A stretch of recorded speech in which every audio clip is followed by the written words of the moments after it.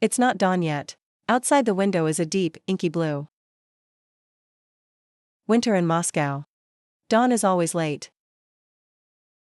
Your room is small. So small that you stretch out your arms. You can almost touch the walls on either side. There's a familiar smell in the air, dust. Redemption. And the smell of that wool blanket you wore last night. The walls are thin. So thin you can hear the sound in the other room, Comrade Ivanov. The rhythmic snoring. Like an old tractor struggling up a hill. This is a commune apartment. Or, to use a more affectionate word, subject, Nalka. A pre-revolutionary aristocratic apartment divided into countless small single rooms. Stuffed into a dozen unrelated households. You do it quietly. Every move has been rehearsed thousands of times.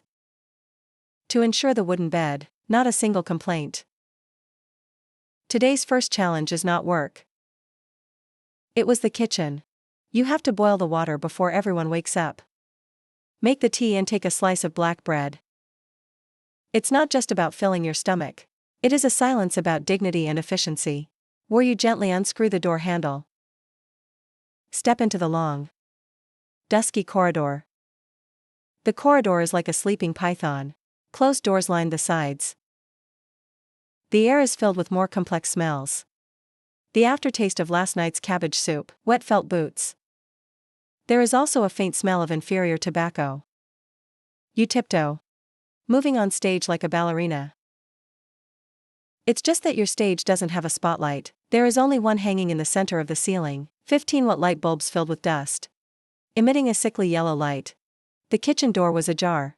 You push the door in. This is the heart of the apartment. It is also the site of all contradictions. In a small space, 4 or 5 gas stoves are squeezed. Each cooktop, it's scribbled in chalk on top. Families that declare their belonging. There was a yellow duty sheet on the wall. With a crooked self. It specifies who cleans the common areas. You glanced at it. Fortunately, it's not you today. You go to the corner where you belong. Get out your jug and teacup. Just then, you feel a gaze behind you.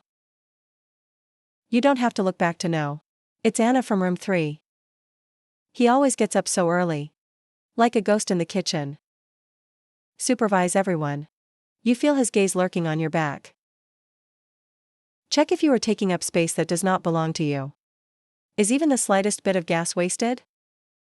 You didn't look back. Just focus on the hand movement. Put the kettle on the stove. Strike a match. The blue flames jumped all over. It's especially loud in a silent kitchen. Subject Narca. This form of living broke the privacy of the old family. Live here. You've learned to read words. Learn to negotiate in silence. I learned to protect my little peace. Poor private territory. You've even heard neighbors arguing. We'll use that classic. The most lethal words. Aren't you ashamed?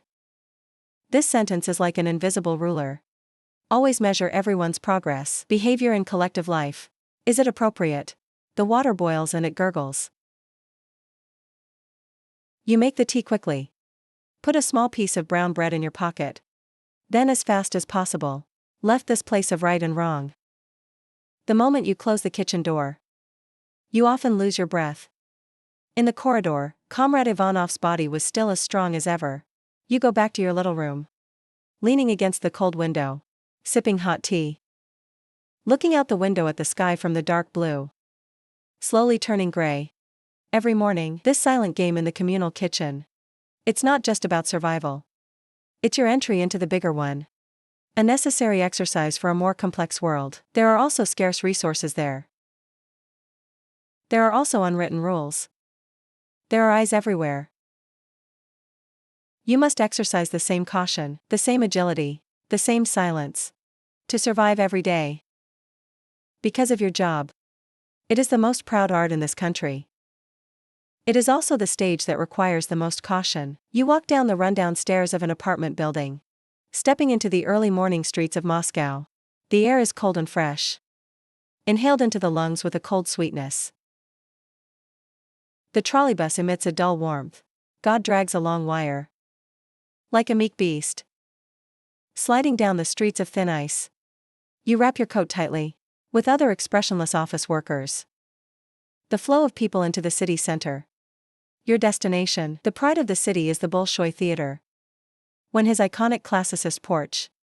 And on the roof, the bronze statue of Apollo driving a chariot. When it comes into view, you always have a feeling that it's not real. For most people, this is the temple of art. It's a mecca to see Swan Lake and the Nutcracker. But for you, he is your factory. You didn't go there with the red carpet. Main entrance for the audience. They skillfully bypass the side of the building, turning into an inconspicuous alley. A small heavy iron door 70% dark green. It's your entrance, the stage crew tunnel. You open the door. A completely different void. And there was air. It's a mixture of dust, rosin, sweat. The unique smell of oil paint and aged wood. It is the exclusive breath of the backstage world. You suddenly enter from the gray reality city. A vertical one. A hierarchical city within a city. The corridor is narrow and deep. Outdated performance posters hang on the walls. Dim light. You and the stage workers who carry not only one by one, a musician hurrying with a sheet music. And wearing practice clothes, the haughty young dancer passed by. Everybody knows where they are. Everybody's in this giant art machine. Plays a precise role. You go down the stairs. And think about going down to the belly of the theater. Finally, you're in front of a door with a shoe shop sign. Stop. This is your territory. You push the door in. You are greeted by a familiar, rhythmic noise. Hammer strikes wood and leather. The sewing machine beeps when it runs. And the gentle spirit of the artisans whispering. The workshop is not big. Light is projected from the tall skylights. On leather, dust floating in the air, forming clear beams of light. The room is filled with leather, watering and hot taste. Dusty satin on the wall. Leather and canvas. The workbench is busy. Point shoes filled with tools and work in progress. The hierarchical order of the workshop is clear at a glance. Sitting in the corner is the old master of the workshop. He hardly speaks. Just occasionally raise your head, sweep it around with Rueli's eyes. An experienced craftsman like you occupies the best-lit workbench. And those young apprentices. I'm fighting from the side. Thanks for cutting the fabric, tooling chores. It has a strange atmosphere.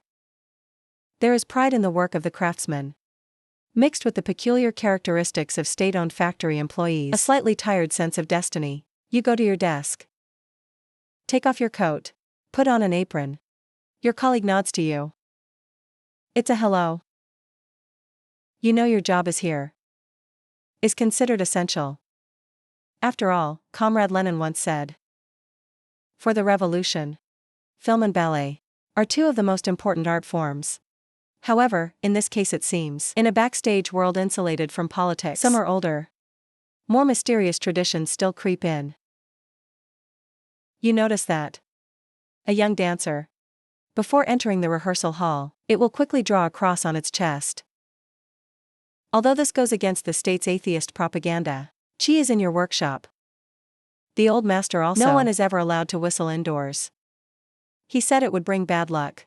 This is from Tsarist times, an ancient surprise passed down from the theater. You also formed your own little habits. Before starting work every day, you're going to tap the bench 3 times with your knuckles. This is not superstition, it's a ritual. It allows you to use the tools and materials in your hands. How to establish a connection. The day's work has officially begun.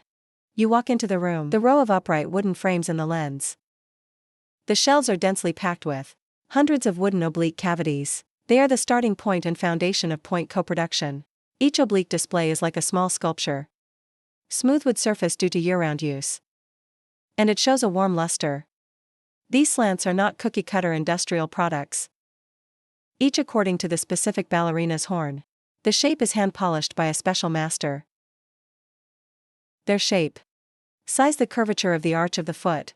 There are subtle differences in the width of the toes. The heel of the oblique point. Mark the owner's name with ink or branding.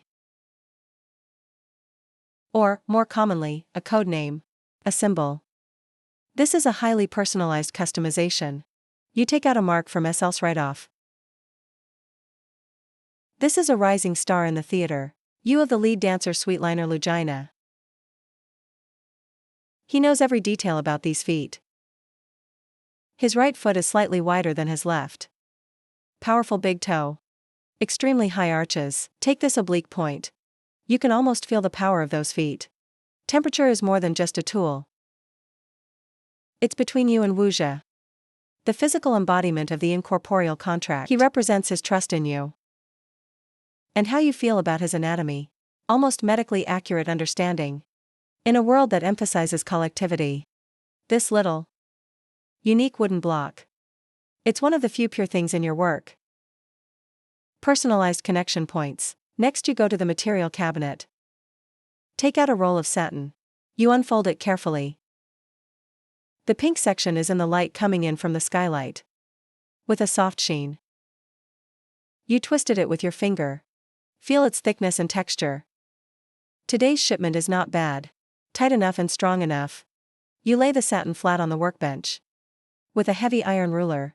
And a sharp leather knife. Precisely measure the fabric required for the upper.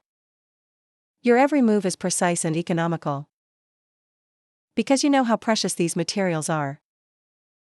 The structure of the point shoe is not complicated. The outer layer is fiber optic satin. The lining is sturdy canvas. The sole is hard leather. Yet it is these simple materials. Through your hands. Will be combined to be able to support a 50% Total discount. And make him look as light as a feather. It's an ancient craft. The production process of the Point Association. Since its birth in the 19th century, the core remains almost unchanged. No matter how the outside world goes through industrialization, electrification, and even the age of atomic energy. In your little workshop, the world seems to be frozen. Everything you do, it will connect you with the work of 100 years ago. Craftsmen are closely linked.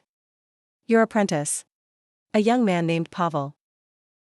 Curious to watch you work. He once asked you a naive question. The master heard that there is wood in the toe. Is that right? You laughed. This is one of the most common misconceptions. You tell him. The hardness of the shoes between groups does not come from wood or metal. It comes from a more simple, more ingenious craftsmanship. Layers of fabric and glue. Like the ancient paper plastic process, forming a strong shell after drying. This is one of the core secrets of your craft. It's the inside story that the layman can't get a peek at. The satin and canvas lining you will cut. Put it aside. He turned and walked towards the most mysterious corner of the workshop. Watering table. And this is a half-human high copper pot. Under the bottom of the pot is a faint charcoal fire. Maintains the temperature of the liquid in the pot. A stream of mixed valleys. Strange tales of objects and chemicals. It's coming out of the pan. Pervades the entire workshop. This is the most crucial part of the entire shoemaking process. It is also the most confidential part. Blend glue. This pan is a viscous translucent amber liquid. It is the source of the strength of the foot. He is not from Guiying. Standardized products shipped from chemical plants. There are no labels or ingredient descriptions on it. His recipe. It's an oral legacy of this workshop from generation to generation. It was passed down from the old master to the eldest apprentice. In the secret passed on to you by the eldest apprentice, you pick up a long-handled wooden spoon. Stir slowly in the pot. You know its basic ingredients. Flour water is boiled into a dextrin or starch glue. But what sets it apart are those secret ingredients. Maybe some kind of resin. It could also be ground animal bone glue. Even some from special channels. Chemical additives said to enhance toughness. The specific proportion and boiling heat. Total experience and feel. The old master once told you to observe the state of watering as it drips from the wooden spoon. He has to hang the spoon, slowly flowing like honey. But not too sticky. You shake a spoonful. Observe carefully. The consistency today is just right. This kind of memory is based on senses and experience. It gives you a real sense of satisfaction. It cannot be quantified. Unable to be assisted by the police production manual. It's not measurable by bureaucratic metrics. You know very well. The Soviet intergroup shoes you made. It is renowned internationally for its amazing hardness. When Western dancers first wore it, often complained that it is as uncontrollable as a stone. But it is this India. Only then did the Bolshoi Theatre support the iconic ballet company. A powerful and explosive dance style. Your glue formula. It is to create this unique. Exists with special Soviet hardness. So you're not just making shoes. It is shaping a dance aesthetic. You dip a brush in warm glue. Apply evenly over the already stacked on several layers of canvas and burlap. These fabrics will form the inside of the toe box. The smell of watering makes you feel at ease. Here's your secret. Also your strength. Now, the most challenging skill in the entire shoemaking process. The most physically demanding step. Discount for toe caps. The inner material that you will be covered with glue and satin fabric. Repackage on Svetlana's wooden shoes. Everything is still wet. Malleable. Your job is to do it before the glue dries. Remove the excess fabric from the front end of the toe. Use your fingers to form neat, tight folds. And eventually form a platform that can stand stably. Your fingers are already prepared for this. For many years, work leaves your fingertips covered with thick calluses. The knuckles also become thicker and stronger. You can hardly feel the smoothness of the silk. I can't feel the stickiness of the glue. Your finger. It has become the exclusive tool of the craft. Sensitive and strong. You hold the oblique point tightly with your left hand. The thumb and index finger of the right hand begin to work. You tighten the edge of the satin towards the center. Then press hard with the side of your thumb. A fold is formed. You repeat the action. Fast and rhythmic. Tension and press. Tighten and press again. The fabric folds obediently under your fingers. Like a blooming pink chrysanthemum. The width and depth of each fold must be uniform. In this way, the final platform will be flat. It's a very powerful process. You have to use all your teeth to compact the heavy fabric soaked in glue. Your forearm muscles are tense. Beads of sweat oozed from his forehead. It was quiet in the workshop. I can only hear the threads of the fabric being pulled. God and your own slightly heavy breathing God. You glance at the work of your colleague next to you. Even with the same process, everyone's fold style is also slightly different. The old master's folds are short and dense, as impeccable as made by a machine. And your style is a little longer folds. The lines are more stretched. It is said that experienced ballet dancers. You don't even have to look at the artisan markings on the shoes. Just by the wrinkled feel of the sole. You can tell the difference between these shoes. Which master did it come from? It's a silent signature. Some famous dancers, like the Royal Ballet, Ryan Benjamin, would be particularly like his shoemaker, requested to make long wrinkled shoes. You look down at your hands, holding hard to wash glue under the nails. Palmar and knuckles, covered with old and new scratches and post-dissolution. You suddenly remembered that in a Western book, a sentence I read in a magazine. After visiting a point shoe factory. Right. The hands of a shoemaker are like the feet of a dancer. Strong and scarred. And you think that could be more accurate? You and the dancers, although living in two completely different worlds, one was a dusty workshop. One is a glowing stage. But you speak a common language. Connect together. That's physical wear and tear and pain. This physical resonance. Let you treat those dancers. It creates a special kind of empathy and understanding. When you press hard on the fold. When you feel the pain coming from your fingertips. You can almost feel Svetlana. When using pointy weapons. The intense pressure on his toes. At this moment. You feel something more primal. A more pure connection. The batter's process is a physical conversation. The strain on your fingertips and wrists echoes the strain on the dancer's ankle and arch. You're all using your bodies. Pursue an ultimate formal beauty. You're not just making an object. You are working with your own body. Create a container for another person's art. This is a profound empathy beyond words. Finally, the last fold is complete. You must breathe. Drop the skew. A perfectly flat platform has been formed. Your fingers are aching. But your heart is filled with the joy of creation. The clock strikes 12 noon. The sound of hammering and sewing machines in the workshop stop abruptly. It's lunch break. Take off your apron. With a few colleagues. Walk towards the theater's internal cafeteria. The cafeteria is a room with a high ceiling. It's sort of like a factory floor. There is a rich borscht in the air. The taste of boiled buckwheat and cheap fried fish. The long wooden dining table was already full of people. Here is the whole theater society. A microcosm of an ecosystem. You can see the social map here at a glance. Dancers occupy the nearest window. The tables with the best lighting. They usually just eat some salad. Or have a cup of yogurt. Eating with grace and restraint. Stand-in conversation. Musicians gather in a different area. They're louder. Discussing last night's command, or some puzzle in the score. Stage technician. Such as the lighting engineer and the set palette. He sat in the middle of the cafeteria. On their plates, always full of potatoes and patties. And you craftsmen. Shoemaker clothier. Wigs have their own corner.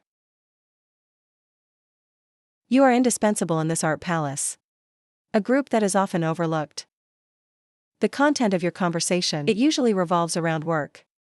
Complaining about another delay in supplies. Share some tips for saving materials. Or gossip about some dancer. What weird shoe customization request did you put forward? You're carrying your lunch. A bowl of borscht. A spoonful of buckwheat rice and a small piece of brown bread. Take a seat in your old place. You eat slowly. While listening to the conversation around, small talk in the cafeteria seems trivial. In fact, it is an efficient, amazing information exchange network. Official channels will only tell you production indicators, and time for thought study sessions. But here you can hear really useful information. For example, you'll hear the old tailor in the garment department complain. The new batch of silk is of poor quality. It's not even. Remind you, if you need to use the same batch of fabric for upper decoration, be extra careful. You'll also hear a stage manager bragging. How does he get through relationships? Got a batch in advance. Scarce Dutch imported light bulbs. This information, it's the oil that runs this huge institution. It is a folk patch to the failure of the planned economy. Suddenly, the noise in the cafeteria is slightly reduced. You follow everyone's gaze. And the theater books came in. He's a stern middle-aged man. In a well-ironed linen suit. He wasn't sitting with anyone. He sat alone at a corner table. Slowly drinking a cup of tea. The eyes scan the entire cafeteria like radar. His presence was like a silent reminder. Art can never be just art here. The old shoemaker next to you takes a sip of hot tea. Sound down. I began to miss the Dienshan opera troupe decades ago. He said how dynamic the plays were back then. The actors were dressed in simple blue overalls, playing in factories and clubs. The content is all the news and facts of the day. They call it a living newspaper. That's a real folk. Art with revolutionary passion. Not like now. Everything has become so grand. Classical. And the stereotype of his words makes you think. Soviet culture. Is it a top-down imposition by the state? Unified artificial culture. Or is it always with guerrillas from the people? Culture is a dynamic process of complex interaction. The official propaganda, heroic epics are of course the mainstream of culture. But now these whispers in the cafeteria. Black humor and reminiscence about the past. Doesn't that also constitute the other side of this cultural problem? The secretary finished his tea. He stood up and left the cafeteria. The air seems to be relaxed again. But you know, the invisible pressure left by those eyes. It doesn't completely disappear. Lunch break is over. You put the tray back in the window. Walk back to your underground workshop. The gossip in the cafeteria. You have been provided with what you need for afternoon work, important information, in this vast system. This might be you low-level craftsmen. The only way to regain the initiative. Afternoon work. You need to implant his soul into the shoe. Comedian diagonal star is a hard support bar running through the sole. It goes from the heel to the sole of the foot. She's a ballerina. The key to being able to stand stably on toes. Without him, point shoes are a pair of soft cloth shoes. Material of shoe type, thickness and hardness, directly determines the support of a pair of shoes. Flexibility and longevity. You walk up to a pile of pre-cut material. These are the ingredients for making shoe cores. Materials vary. Some are made by pressing multiple layers of cardboard. Some of it was flexible, thin leather. There are still. It's burlap soaked in glue and hardened. Which one to choose? It all depends on the individual needs of the dancer and the play he's going to perform. You pick up Svetlana's order card. It clearly states that there are 3 pairs of shoes in this order. 1 pair is used for rehearsal and surreal. Medium soft shoes are required. The other 2 pairs were used for the premiere of Don Guhard. Jiang shoes must be used. This request is very professional. You know the heroine of Giselle's second order is a ghost. Her dance moves require extreme lightness and elegance. The movements under your feet should be delicate and expressive. The soft oblique star can make his arch more graceful lines. It's easier to do smooth scrolling. And Kittery, the heroine of Don Jihad. She is a vibrant Spanish girl. Her dance involves lots of jumps and quick spins. Hardened comedian provides her with greater support and stability. Let her finish more confident with those difficult skills. It can also prolong the service life of the shoes. The shoes you bought for Giselle. A piece of specially treated leather was selected, bloody. You trim it into the right shape with a knife. And smooth the edges. And for Don Guhard. It's 3 layers of glued cardboard. Solid as a sheet of wood. Before many dancers use their new shoes, I will also modify the shoe core by myself. They use a knife, they use pliers. Cut off a short section of the oblique center near the heel. Only the part that supports the arch and sole of the foot remains. This practice is known as 3 of 4. The goal is to gain greater flexibility. You know, Pollyanna of the Boston Ballet, Labello, and Pascal of the Chin Ballet in New York. That's what Van Kipnis does. This is a second creation between the dancer and the shoe. Do the work in your hands. Let you feel deeply. Soviet ballet and Western ballet. A fundamental difference in aesthetics. And this tea. It's reflected in this little piece of comedian. The Vaganova method that you followed. It's Agrippina Vaganova in the 1930s. Systematic ballet training system. He emphasized the strength of the body, stability and movement accuracy. The hard one you make. Intergroup shoes with strong support. It is in order to cooperate with this powerful and athletic dance. Designed in style. He encouraged the dancers to be full of excitement. A powerful gesture. Jump on toes. And Western ballet. Especially the French school. It emphasizes the fluency and elegance of dance steps. Their shoes are usually softer. The shoe core is also more elastic. This allows the dancer to roll on their toes more calmly. Little point shoes. It turned out to be the carrier of 2 different dance philosophies. The way shoes are made directly shapes the artistic presentation on the stage. You carefully put the stepped shoe core into the shoe gun. With glue and a few small nails. Fix it to the insole. The process is like creating a beautiful shell. Implant a tough spine. You know that. The choice of each oblique star. It's a right between art and durability. Balance. Harder oblique stars mean longer service life. This is in an economic environment where materials are scarce. The durability requirements of composite systems, and a softer core. It can lead to a more delicate artistic expression, but the shoes will wear out very quickly. This is in line with the artist's pursuit of beauty. Your job. It is in the dancer's desire for artistic freedom, and the harsh economic realities. There was a silent negotiation going on. Every piece of blood you cut. It's all a fleeting beauty. And practical durability. A delicate compromise. The afternoon sun shines through the tall skylights. Cast a few quiet lights in the workshop. Hammer in the air. And sandpaper grinding into a monotonous song. Hypnotic music. Suddenly the workshop door was pushed open. A figure walked in. The rhythm and position of the whole workshop are consistent. It's Svetlana Lugina, the leading actress of the theater. That's what you're making for. The dancer in the shoes. He wasn't wearing a workout suit, it was a simple wool dress. But the kind of thing he has that belongs on the stage, unquestionable aura. Instantly fills this simple space. All the apprentices stopped what they were doing. Look at him in awe. Even the old master raised his head from his corner. In the Soviets, top artists are national treasures. A privileged and privileged class. But they are also under tremendous pressure. Every single one of their performances, nothing is allowed. This pressure will eventually act like an electric current. To those of you who work behind the scenes. Svetlana ignored the others. Walk straight to your workbench. There was a hint of exhaustion and anxiety on his face. Master. And he starts talking. Sound is better than reading on stage. Words are much softer. I need an urgent adjustment.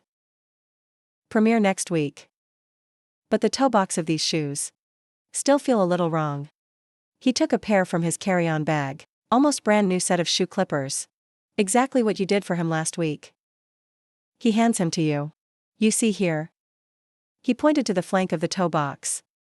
And I was doing these continuous whiplash turns. I always feel that the support on this side is not enough. The foot slides outward. Even just a millimeter of slide will affect my center of gravity. You take the shoes. Press carefully with your fingers where he says.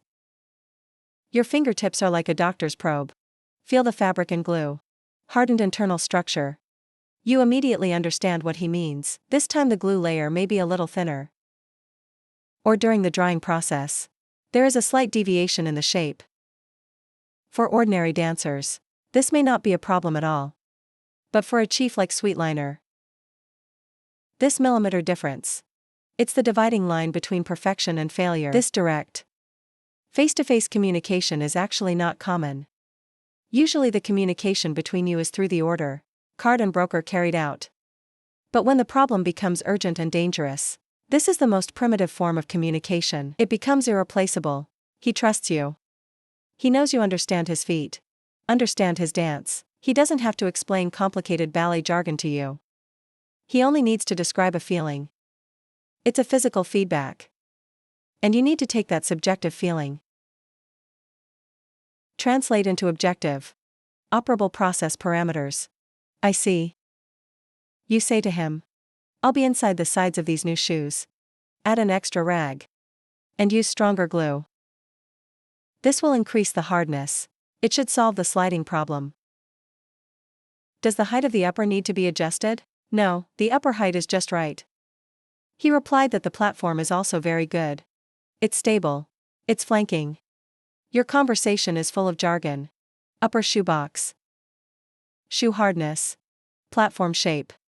This is a style exclusive to dancers and shoes. Code between craftsmen. You recall the specific requirements of other dancers. For example, Melissa Thomas of the American Ballet Theater. Because of blastocystitis, you need to customize it for him. Shoes with larger circumference in the toe area. To relieve pain. Behind every request, it's all the secrets of the dancer's body and their demand for art. He looks at you. Eyes full of dependence. Please, I'm counting on them. At this moment, you feel a heavy responsibility. You are more than just a craftsman. You are an invisible collaborator. Your job directly determines his presence on stage. How high can it reach? An inappropriate concord might throw him off balance in the spin. A hard comedian. It may prevent him from showing gradual delicacy. You are in a way. He's an unknown choreographer. With the tools at hand. Shaping the possibility of boredom. You also become the guardian of his secrets. You see this muse on stage. Perfect handwritten dancer. Behind the unknown vulnerability and anxiety, you know the pain in his feet. Know what he sacrificed for a move. Struggle. These are the sides he would never show to the public. Don't worry, you tell him. New shoes will be ready tomorrow morning. And he kind of nodded. A relieved smile on his face. He took another look at the shoes you were making. suddenly right. Can you add a small piece of cushion to the heel? Just then. My little superstition, you laughed. You know that dancer from the Boston Ballet? We'll kiss each new pair of shoes before going on stage. Every dancer has their own little ritual. To pray for good luck. No problem, you promised. Svetlana left. The workshop resumed its usual rhythm. But something in the air is different. This brief meeting. Like a stone thrown into a calm lake. The significance of your work. It becomes clearer and heavier. You pick up the tool, start for the lead dancer. To create the perfect weapon for him to hold the stage. Svetlana's urgent order. Disrupted your original work plan. You need the highest quality materials to satisfy his cocoa request. However, when you go to the material library, ready to pick up the made sole, the kind of high-density leather required. Warehouse management, a chubby. The man who is always pleasant to the eye shows his hands to you. No, he said. There was no apology in his tone. This month's quota has been exhausted. Next batch. God knows when it will arrive. The plan says next week. But you also know. The word plan. It's like the weather forecast. Your heart sinks. This isn't the first time this has happened. This is the reality you will face every day. A huge, rigid central planning system. Trying to plan and control every detail of the country's economy. From steel production to leather supply for theaters. The results are often catastrophic. Some supplies will pile up due to misplanning. Like the famous shoe disaster in the 1970s. The country produced 800 million double inferior quality ugly shoes. No one wants to wear it at all. It can only be piled up in the warehouse and rotted. And some other key dance words. For example, the high-quality leather you urgently need now. But I will be a day laborer without warning. You go back to the workshop, told the master the situation. He just nodded calmly after listening. Seems to have expected. He was silent for a moment, then call you to a secluded corner of the workshop. Stay away from the ears of young apprentices. He took a soft sheet from his pocket, a crumpled note. Put it in your hand. This address.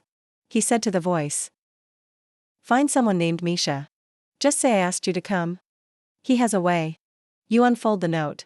The above is an address you are not familiar with. It's an industrial estate on the other side of town. You immediately understand what the old master means. He wants you to go left. This is Liu. It means going to the black market. In the Soviets, almost everyone has more or less participation in the second economy. When the official economic system, when you can't meet people's needs. A parallel. The underground economic network came into being. From reselling a pair of American jeans, go private and ask a plumber to fix the leaking pipe. And now, for a national theater, purchase urgently needed means of production. This shadow economy is everywhere. You feel a hesitation. It's illegal after all. If you get caught, the consequences are unimaginable. But you look at the one on the workbench that belongs to Sweet Rainer's dazzling. Remembering the anxious look in his eyes, you know you have no choice. Hand-eye of a diagonal dancer can't be delayed by a piece of leather. It's not just about art. More of a political mission, so you take off your apron. Put on your coat. Wear the note, into the inner pocket and out of the theater. You follow the address. Take the tram to that unfamiliar area. There are no chess and card buildings in the city center, only rows of gray ones. There's nothing magical about the Haru Annex and low-rise factories. You found that address? It's a humble family. A small shop with a hardware repair sign. You push the door in. Pauline. The man with the mustache looked up from behind the counter. Who are you looking for? He asked vigilantly. I'm looking for Misha. You whisper. Master Vasily asked me to come. Hear the name of the master. The man named Misha's expression relaxed a little. He leads you to the back of the store. In the warehouse of sundries, what do you want? He asked for cowhide made in Germany. For soles. At least 2 of 3 pairs of shoes. And you said, Misha whistled. That's good stuff. In a tight fire, he came from a hidden box. Drag out a roll of leather wrapped in tarp. He unfolds. You go over and see. Just the kind you need. compact texture, uniform thickness. Then you from the state, any batch received by the warehouse is better. How to change it? You know that. In this transaction, money is not always the most important thing. The hardest currency. It's the privilege of human relationships and reciprocity. This is a complex and proven social credit system. Misha smiled. Show a mouthful of yellow teeth. I know Master Vasily's craftsmanship. My daughter studies at the Vaganova dance school. I'm going to need my first decent point shoes soon. Please help me make 2 pairs of the best. It's exactly the shape of her feet. This roll of leather is considered an exchange. This deal. Let you understand the way this country works. Have a deeper understanding. In order to complete the production tasks assigned by the state, have to engage illegal transactions prohibited by the state. In order to be a good Soviet worker, you must first become a bad Soviet citizen. And that's the fundamental flaw in this system. He asks you with grand ideals, while using cruel reality, forcing you to deviate from these ideals. Chinjiao, tell Misha. You hold that heavy roll.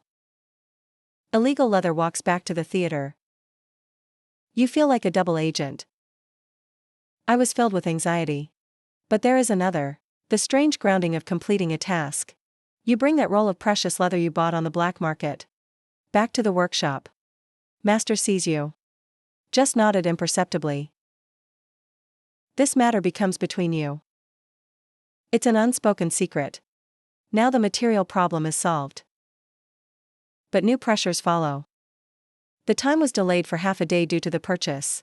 You've got to get up to speed to catch up with this week's production targets. The specter of a 5-year plan, hanging over every corner of the country. From a steel plant in Siberia to your little shoe workshop. Faded signs on the wall, quality assurance. Complete production tasks. But everyone knows in their heart, when quantity and quality conflict, quantity always comes first. The atmosphere in the workshop became tense. The leisurely conversation has disappeared. Instead, a dense worker with anxiety. The hammering is louder. The speed of the sewing machine also seems to be adjusted to the highest level. You feel that invisible pressure. Your every move, urged by an invisible clock. You must do it within the stipulated time, complete the required amount of writing. This is called piece rate wages and production quotas. To stimulate production, the state also invented the commando system. Those young workers who overcomplete their tasks will be honored and get some material rewards. Maybe 1, tickets in short supply, or prioritize the allocation of housing places. There's a poster like this hanging on the wall. A muscular, smiling young worker holds hammer aloft. Factory smoke in the background. But in the eyes of you old craftsmen, this system is full of irony. You all know an unspoken rule in private.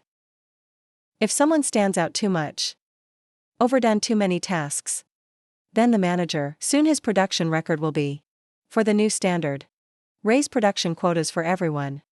The result is, everyone wants to get the same salary as before, they have to do more.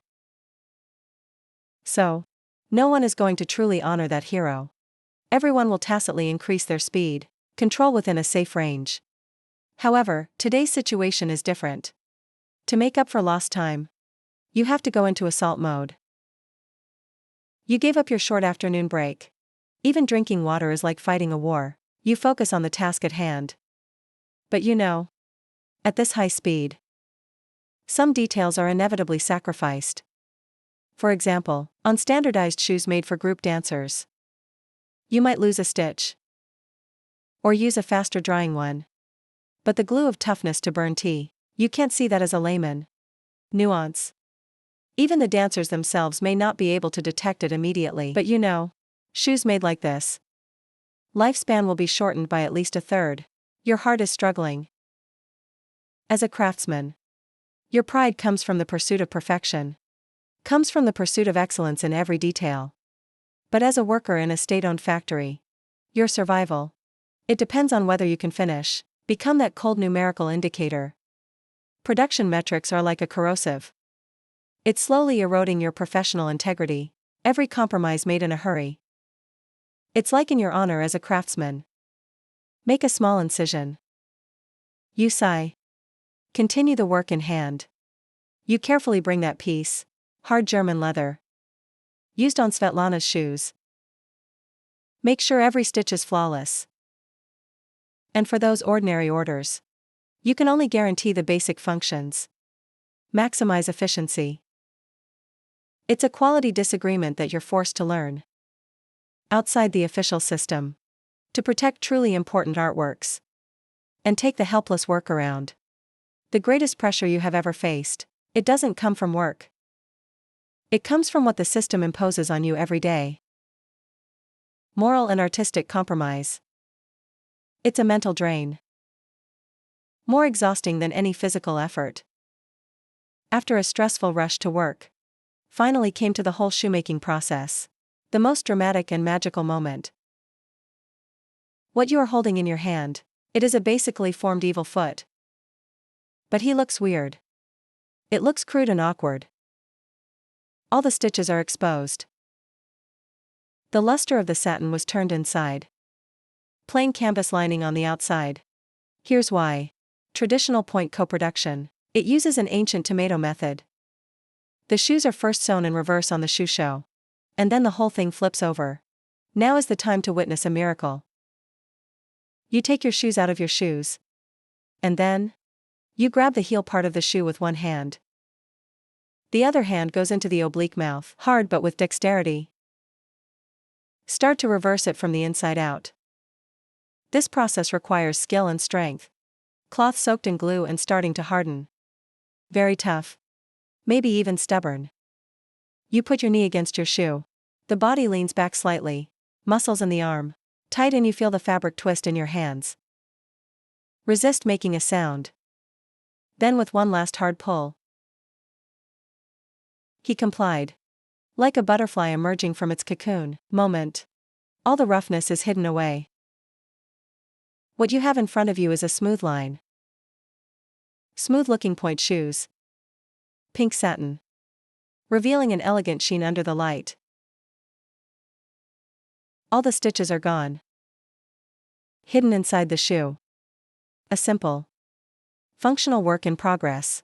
At this moment, it is officially transformed into a work of art.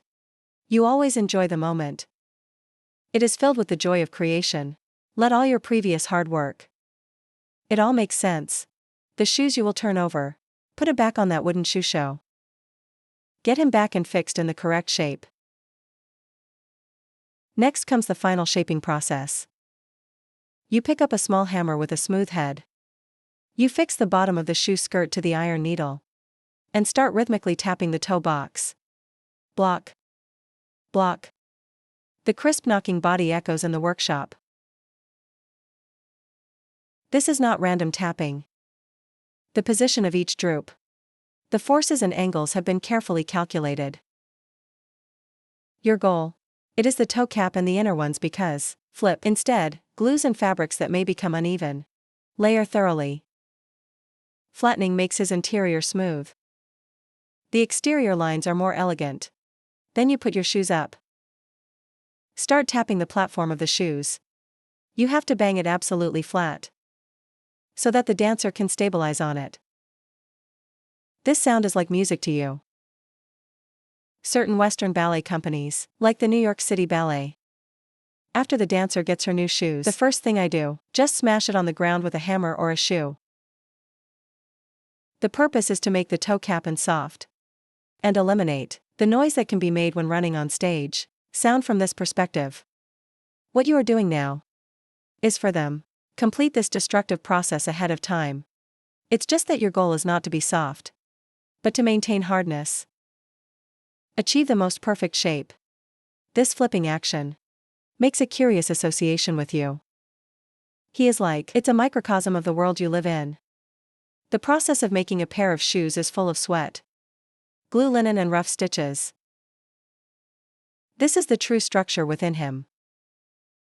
But after flipping, all of this is cleverly hidden. Show the world a flawless, brilliant satin finish. How similar it is to the whole society you live in. The state goes to great lengths to use propaganda. Celebrations, and like the Bolshoi theater, art like ballet is outdated. Build a powerful, self-confidence idealized external image. But only the people in it. Like you. Only then did I know that under this smooth layer of satin, what shortages are hidden? Contradiction, and the hard work it takes to maintain that image. Work hard, you. As a craftsman, are the few who can see outside the inner core at the same time. You sew those rough inner forces with your own hands. Flip it over with your own hands. Bring out that beautiful appearance. You understand better than anyone. Beneath this perfect surface, that real and complex structure. This idea. It gives you a whole new perspective on your work. An almost philosophical understanding. You're not just making shoes. You are participating in a huge, tacit reversal ceremony. You stop tapping. The shoes have been put into final shape. He is calm and perfect in your hands. These point shoes are custom made for Svetlana. It's getting close to completion. You gave him a final examination. Symmetry of toe box, flatness of the platform, the arc of the upper. Everything meets your standards. Before you send it to the quality inspector. And a little consciousness of your own. You take it from a small drawer at the workbench. And he took out a little bronze seal. And a box of black ink. Engraved at the bottom of the seal is a simple symbol. A 5-pointed star. This is not a symbol of the country. The star has rounder edges. Is your personal symbol. You carefully stood in the river of ink. Then open the shoe. Place the seal. Press hard on the leather in the interior of the shoe. You lift the seal. A clear. The black pentagram stayed there forever. Here's your signature. In this emphasis on collectivity, in an environment that does not encourage individualism, public authorship is a rare, see even dangerous behavior. The artist's work ultimately belongs to the state. Your labor. It's just a number on the production index. But this little hidden mark on the inside of the shoe. It's a silent announcement. He's saying that this piece passed through my hands. I am responsible for his quality. This is a tradition across the industry. Almost every experienced shoemaker have their own unique markings. Maybe a moon, a hare, or a simple collection figure. The dancers, especially the lead performers, they may never know. Make shoes for them. What is the name of the craftsman? I don't recognize your faces, but they recognize these markings. They will say I only want shoes made by Master Mao. Or Master Moon's best suits my feet.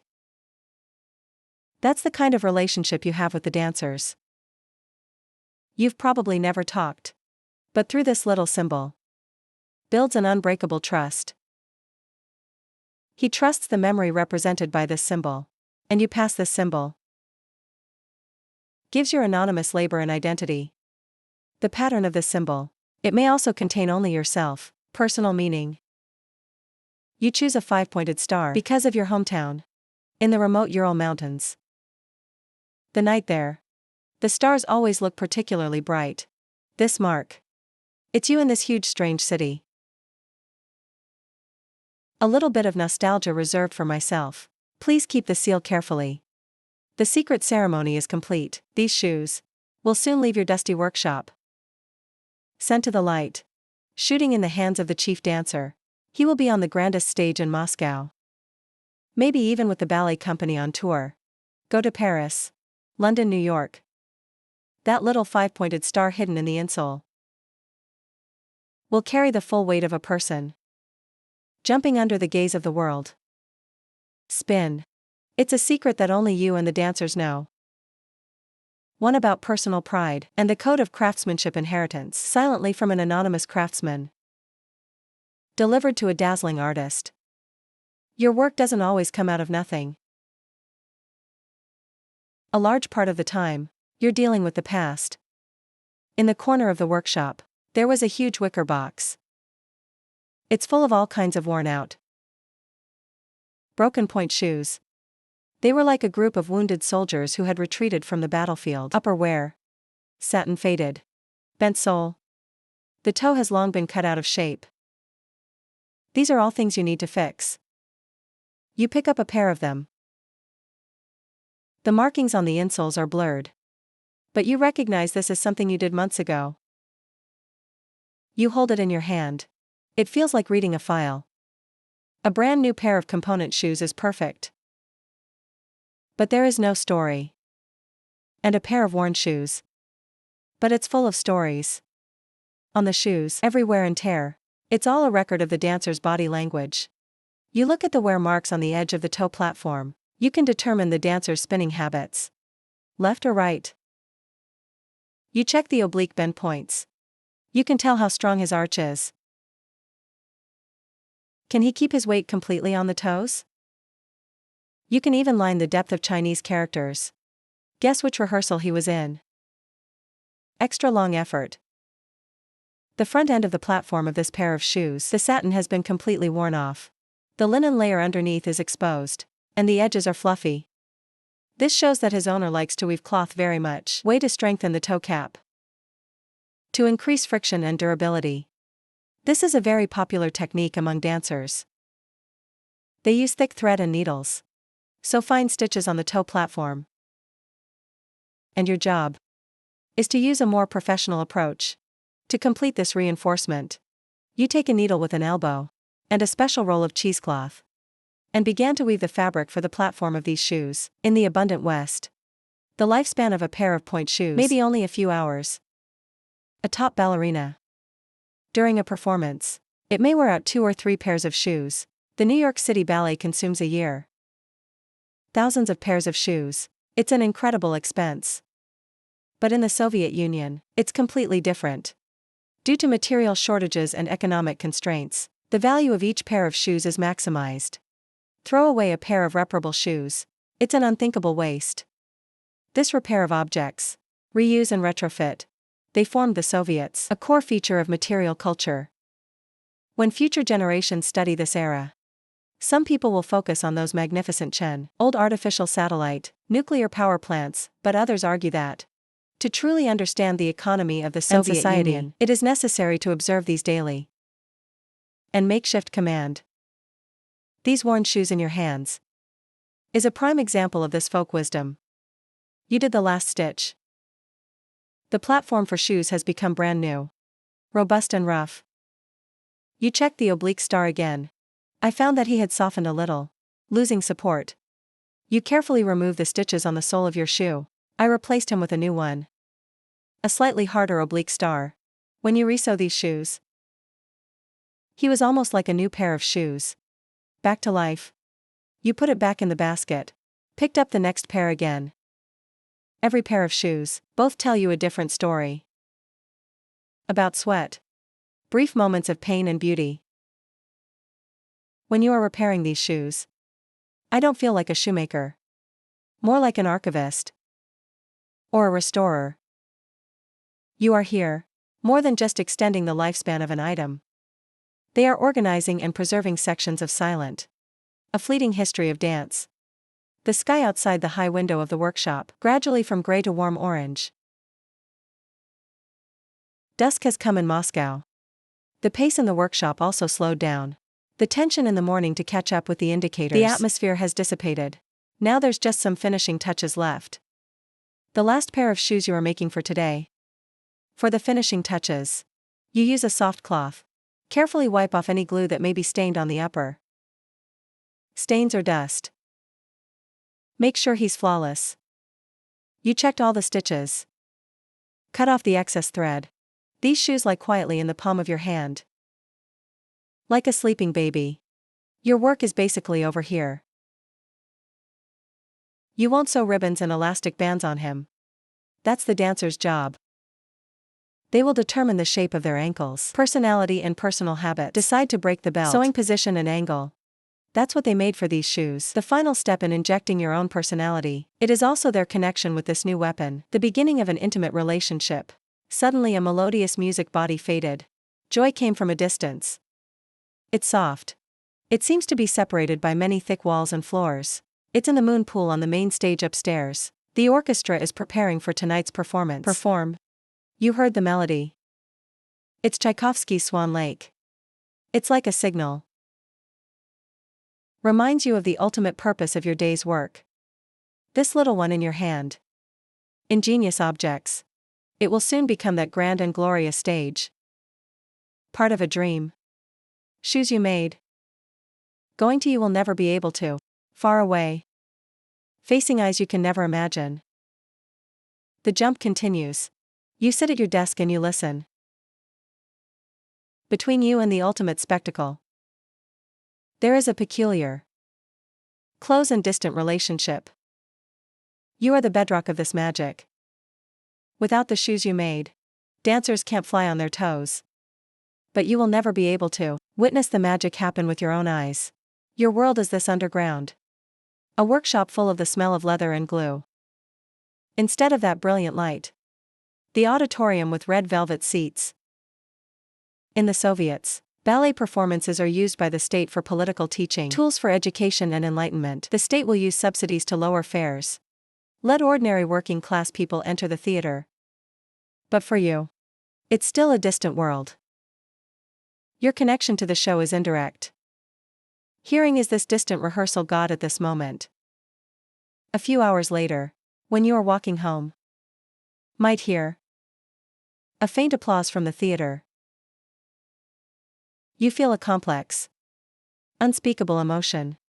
It's a kind of maker's satisfaction, mixed with a hint of outsider sadness. You are like a ghost. Your presence permeates every movement of the dance, in every gesture. But for those in the audience who applauded, you're completely invisible. Your satisfaction does not come from applause. And the silence that comes from this moment, and the reassurance brought by this perfect pair of works in my hand, and that's good enough. You walk out the side door of the theater. Night has fallen. The streets of Moscow are brightly lit.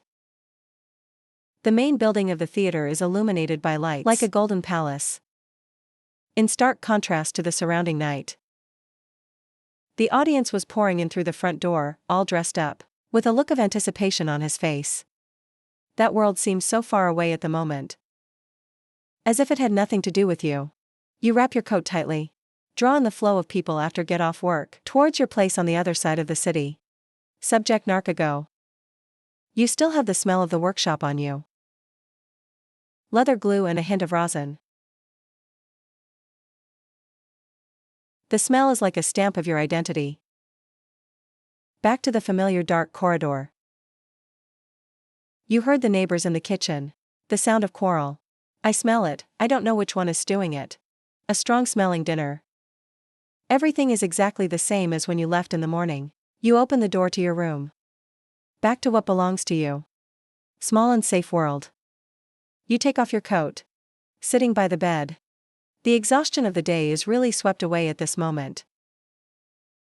It's not just physical exertion. It's a mental drain. You're lying in bed. Close your eyes. What happened today in the dark? Play it back in your mind like a movie. Early morning silence in the kitchen. Dust flying in the workshop. Satin smooth touch. Svetlana's anxious face. Black market businessperson Misha's yellow teeth. And finally the distant melody from the moon pool. You suddenly remember many years ago. Have you ever read a book? It came from England out of nowhere. Children's fiction. It's called Ballet Shoes. The book describes the world of ballet. It's like a fairy tale, full of dreams and warmth. You thought. The author must not have smelled it. Sweating in the backstage locker room. The mixed taste of water and medicinal wine. I haven't seen those because they wear pointy feet all year round. Shoes become deformed. Scarred feet. He won't even know. To make those look light. Beautiful shoes. It needs to be in a semi-underground workshop. How hard it was to pay. Unknown labor. Your life. It seems to be composed of these contradictions. Sublime art and humble reality. The dazzling stage and the dim workshop. Individual memory and collective will. The brilliance of the surface and the lack of the inside. You turned over. Put your face in the pillow. From the distant city center, there seemed to be a vague tidal sound. You don't know if it's your imagination. But do you want to believe? At the end of the Swan Lake show, dedicated to the four trainees, and applause from all the actors. That applause. It's also like thinking about you. You fall asleep in this imaginary applause. Tomorrow will be another day. In that huge wicker basket, there are also many worn shoes, waiting for you. This from obscurity to short-lived glory. The cycle of returning to obscurity will begin again. Your destiny does not lie in any one palm. It lies in this never-ending unknown. But there is a crucial repetition.